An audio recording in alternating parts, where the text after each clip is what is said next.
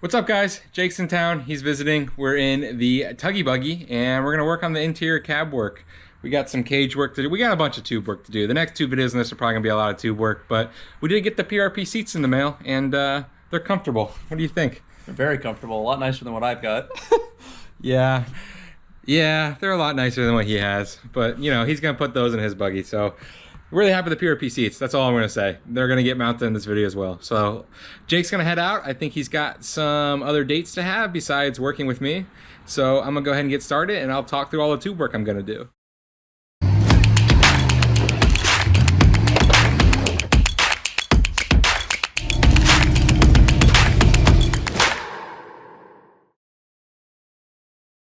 Okay, so I just said goodbye to Jake, so let's talk through what we're gonna do. Also, as you can see, the PRP seats are removed, and we're gonna start working on this cab area tube work. This front rail is where the front of the seats will mount to.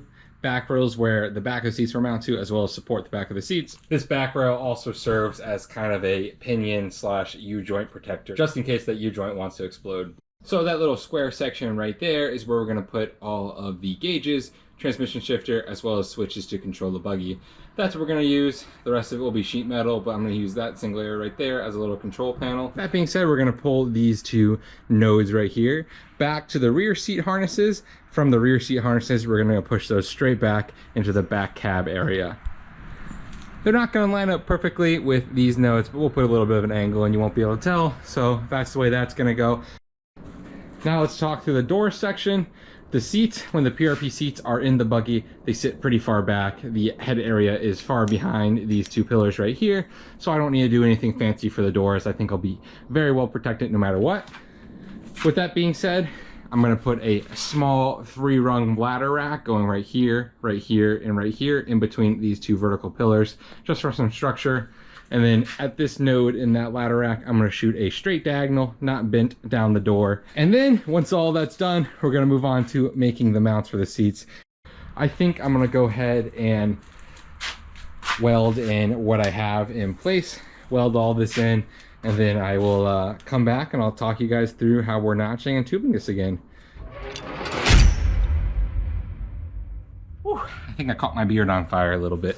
But I skipped a few steps like usual, and I'm gonna show you guys what I have so far, and we can talk through the rest of the tube work. And you know, just to preface this, the only reason I skipped a few steps is because it's just simple tube work. It's just a lot of different notches, a lot of just basic tube work. So all I've been doing is just notching and welding, and then I kind of got in a groove. So here's where I got. As you can see, we have the door finished, and we have a lot of the interior done. But first, I want to talk through design and, you know, just kind of reiterate some things that I already talked through welding this up. I only ended up going with a single node going across these two vertical bars right here. I may add 2 more in the future, but with this back seat bar being right here about a few inches off the bottom portion, I really didn't think a bar right here would look good. It would look better down here, but then I have to come up here and put a bar this high up too, which just wouldn't look right. So I'm gonna stick with a single bar for now.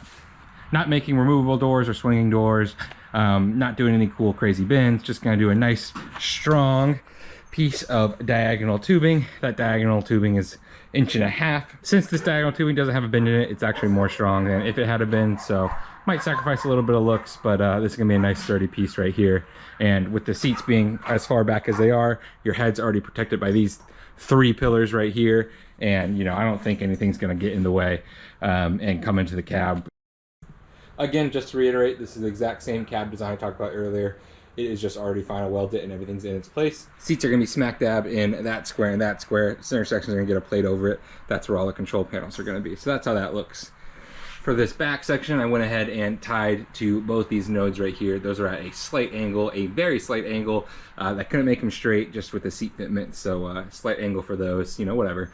Not planning on putting any sheet metal in the back section over here. Just gonna be straight storage and straight open to the elements. So it is what it is. I'm happy with it. I think that'll work out fine. The only other thing for the seat area is I have to weld in some tabs for the seats. I'm gonna do those with the seats in place. That way, you know, I can make sure everything fits nice and perfect. Just gonna tack them in, take the seats out, and then do a final weld for the seats. That's how it's gonna go, but we're gonna get to that at the end. So yeah, that's the checkup. That's where I'm at on this one. So let's go ahead and make another one of these pieces.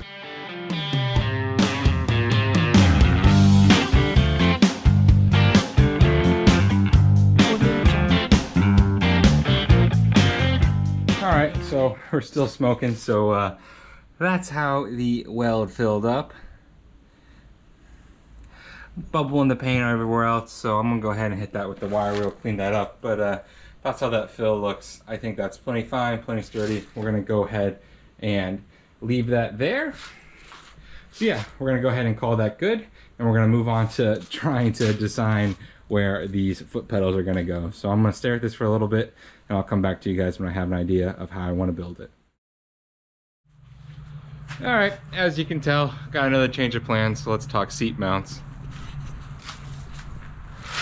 Not gonna do that front section yet because I don't know where the pedals are gonna be. I don't know how far the starter is gonna clear out. I don't know what other engine accessories I'm gonna need on that side of the engine.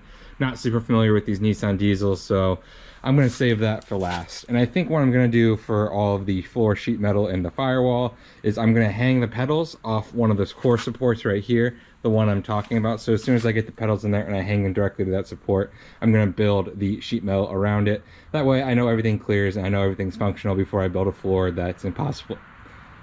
And before I build a floor that's impossible for me to sit in. So that's my thought on it. That's how I'm thinking about building this, and that's the direction I'm gonna take for now. But I did go ahead and put my seats back into the buggy, and let's talk seat mounts.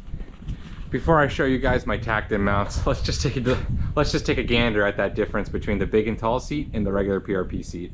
So Jake fits perfectly in that PRP seat, and for me, I'm 6'4", 280 pounds. That seat fits me perfectly. So, you know, two different size seats. That one's gonna be for me, that one's for whatever passenger. I'm hoping that the passenger is not a huge person like me, and yeah, so that's what I did. But that big and tall PRP seat fits me perfectly. I love it. It hugs me greatly, and it's so much better than any other seats I ever ran in any of my vehicles ever before. So big shout out to PRP, love that big and tall seat. Let's talk about seat mounting and what I'm gonna do to mount these seats. All right, so as you can see, bottom of these PRP seats have 4 little tabs that shoot off. Those are welded directly to the seat frame themselves. All I'm gonna do to attach the seat body to my chassis is weld on those 1/4" tabs. You can see they're tacked in place up there. I'm gonna have 4 1/4" tabs. Those back ones are J-style hooks. I just cut out some scrap metal. It's the easiest way to mount those seats on there. It's gonna look a little weird from behind, but also it just looks like fins. So yeah, that's how it mounts, nice and easy. A quick little side note is, you know, the harnesses are going to attach to the chassis itself as well, so the 5-point harnesses will also hold the seats down. That's it. That's the mounting of the seats. I'm going to go ahead and take these starter bolts out of the seats, take the seats out, fully weld all these tabs in, and then while the seats are out, I'll probably paint all that new tube I threw in just to keep everything nice and painted.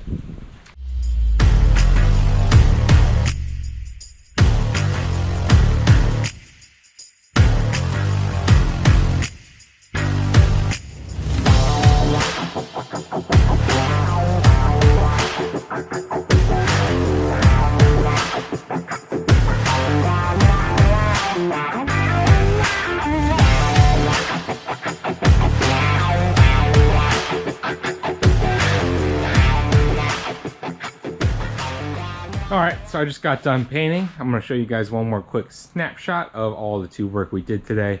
Then we're gonna throw the seats back in once it's dry, and we're gonna be good to go on this video. And this will be most of the interior cab work. I'm excited, I'm stoked. I really wanna get those, I really want this paint to dry so I can put the seats back in, because once the seats are in, it's it feels good, you know. They're gonna have to come back out for other welding projects, but you know, besides the point, it feels good to have the seats in the vehicle. So it's a big step forward. All right, coming to the cab, you can see right here, we got our nice seating arrangements. We got those tabs fully welded in on each side. We got a nice little section for all the control panels and the transmission shifter. Got a middle section, I think that's just gonna be cup holders. And then we got everything tying into the back. Everything tying to the back gives a lot more structure to the back too. Now we have like 8 different nodes going into the back, so that'll be nice and sturdy, equally with the front. Really happy with how everything turned out. And here we are, seats are mounted. One of my bolt tabs pulled when I was welding, so I'm gonna have to redo that one. But for now they're in, I'm happy with them. I will do that later. It is getting dark here now, so I'm not gonna do it now, but I love the way they look. I love the way the cab is coming together.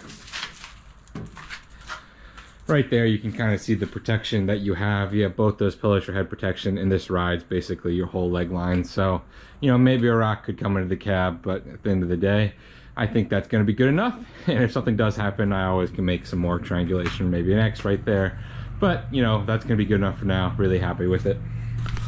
There's all the tie-ins in the rear. So yeah, guys, that's the seat mounting and cab area tube work for the Tuggy Buggy. Next video you see of this, I'm probably going to build a removable cage gusset that comes from the middle right there and comes out and protects the engine in case of a rollover. It's going to be removable. That way I can still pull the engine, because that'll probably have to happen too.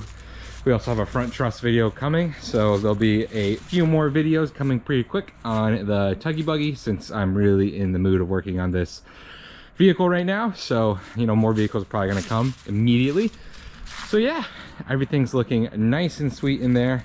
I also have my full hydraulic kit sitting at the house right now as well. So steering will come as well, most likely after that truss is installed, so I can mount that single inlet ram in a nice and sturdy position. But yeah, guys, that's it for the Tuggy Buggy. That's it for this one. I will see you guys next week with some more fabrication projects.